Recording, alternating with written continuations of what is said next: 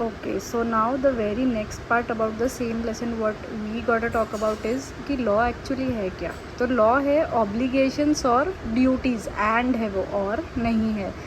और लेवी कौन कर रहा है? ये गवर्नमेंट लेवी कर रही है. किस लिए कर रही है? ताकि वेलफेयर हो सके और जस्टिस सर्व हो सके. इसके एस्पेक्ट्स क्या क्या है, यानी ये कौन से डोमेन के लिए है? पॉलिटिकल, सोशल, इकोनॉमिक और cultural.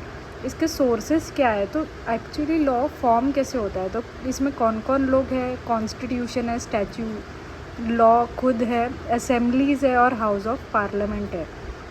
Government of India act जो है 1935 का, वो पास किया गया था पार्लियामेंट ऑफ यूनाइटेड किंगडम में, और ये प्रीकर्सर है अपने कॉन्स्टिट्यूशन के लिए. नेक्स्ट 1937 में फेडरल कोर्ट लाया गया जो 12 ईयर्स के लिए था, और इन्होंने 151 केसेस जो है उतने केसेस डील किए. एंड ये सप्लांट किसने किया है? सुप्रीम कोर्ट ने. कॉन्स्टिट्यूशन ऑफ इंडिया 1950 जो है वो डेमोक्रेटिक सिस्टम है. ठीक है, ये सेंटर और स्टेट दोनों के लिए है. एग्जाम्पल के तौर पे हम ले सकते हैं स्टैम्प ड्यूटी का जो लेवी है वो सेंटर भी लगाता है और स्टेट भी लगाता है. करेक्ट. नेक्स्ट है ऑडी अल्ट्रम पॉटम. इसका मतलब क्या है? ये हम सबको एक अपॉर्चुनिटी ऑफ बीइंग हर्ड देंगे. ये एक्चुअली नेचुरल जस्टिस जो अभी हम पढ़ेंगे उसमें दिया गया है. और नेचुरल जस्टिस क्या है?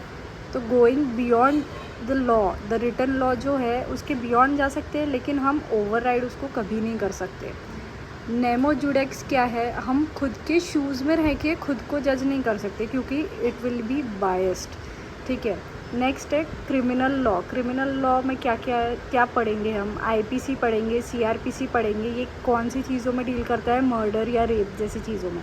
सिविल लॉ किस लिए लाया गया है? तो ये डिस्प्यूट रिजोल्यूशन है, जैसे कि कॉन्ट्रैक्ट या तो फैमिली लॉ या तो law of tort, property law, ये सब चीज़ें. और ये code of civil procedure govern करता है 1908 वाला. कॉमन लॉ क्या है? Judicial precedent and case law. ये दो चीज़ें डील करते हैं, यानी बेसिकली सुप्रीम कोर्ट का जो डिसीजन है वो फाइनल एंड बाइंडिंग है.